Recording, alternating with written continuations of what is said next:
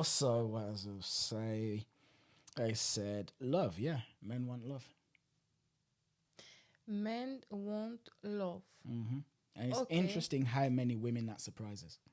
I believe that this is the same as the respect, because to be loved is like a need that we have as a human beings again. But do you think that they communicate this enough, or do you think that they are scared to let their partner know that they need love? As men, we're not really allowed to communicate things like that too. This is what I thought, but obviously I appreciate your opinion, so it is why I asked. I feel like men sometimes have hard time to communicate their feelings and their needs. All right, so It's not always the case, but this it's is quite this is common, what I think. this is what I think. You want my opinion? Yes. I think there's a situation which both genders perpetuate, Perpetuate. like play into, like build, cause, create.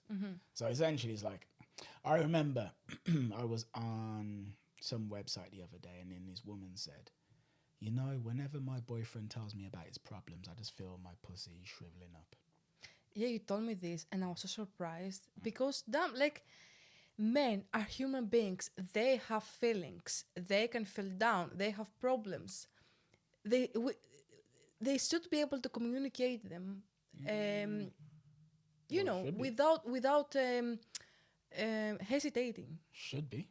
But there's that. But then on the flip side, you know, men are playing into it as well because, say, if, let's say you got some men and you got a group of guys that are out on a Friday or Saturday night, and one of them's like, you know what, I really miss my girlfriend.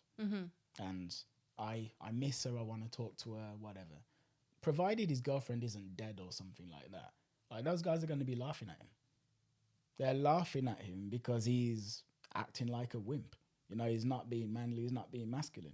So it's, you're not really encouraged to show stuff like that at all, both from men and also from, you know, women.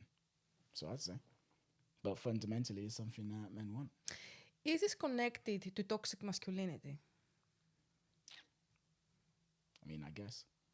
To be honest with you, I don't really know much about toxic masculinity. I know the idea is that, okay, toxic masculinity would be the horrible things that men do, like the nasty side of being a man. Actually, well, in that sense, Toxic masculinity more like be a man, man up, men don't cry, you know, this kind well, of in stuff. that case, then that would be. Yeah. It would be, but Maybe I can Google it now. Should we find out? go on. A set of attitudes and ways of behaving stereotypically associated with or expected of men, regarded as having negative impact on men and on society as a whole. Well, in that case, then yeah, it definitely is. But the term toxic masculinity kind of implies that women are just completely, like, women have nothing to do with that because toxic masculinity is about men being toxic with their masculinity.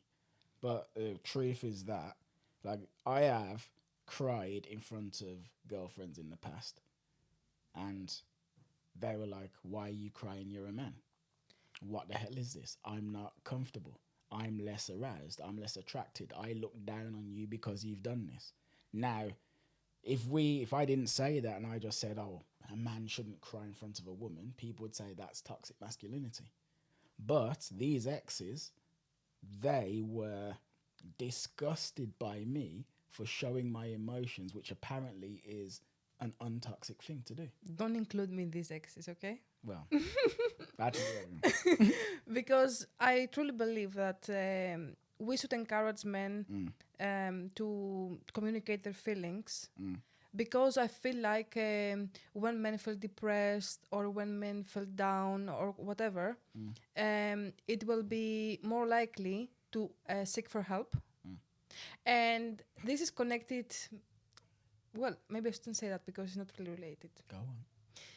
to eating disorders, which it's my what's the word? My the thing that my passion to help people anyway. Eating disorders are not just for women; it's also for men. Men have eating disorders as well, but you don't really hear it.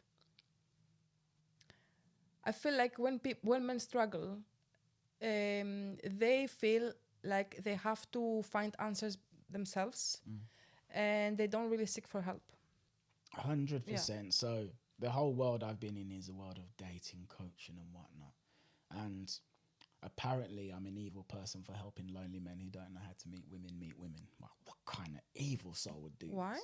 Oh, because men have all the power apparently. So if I'm helping a man meet a woman, he's gonna be like manipulating her and getting her to do something she didn't want to do and all this sort of stuff. But this comes from the coach.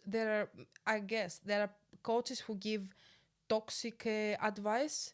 There are coaches who give advice based on psychology. Well, There are different approaches. I hear you, but the basic point is, if you've got a man who doesn't know how to meet women, supposedly he just needs to suffer in silence and die alone. That's pretty much the societal belief.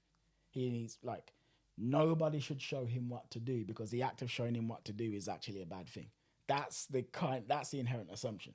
But anyway, the point is this: that guy right there, and I've encountered thousands of these men, thousands of them, say, in discussion groups, forums, they've commented on videos, whatever. They feel like, and I felt like this for the longest time as well, you're meant to just figure it out. Yeah. You just are.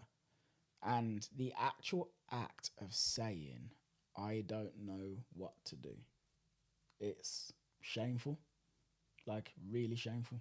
There have been loads of men who wanted to work with me and then didn't because they were scared of admitting to themselves that they needed help. Like, they didn't want to actually have someone help them. So they said, don't worry, I'll do it myself. And then a couple of years later, they come back because they realize they didn't do it themselves and they actually did need the help. And here we are. Yeah. It's actually sad.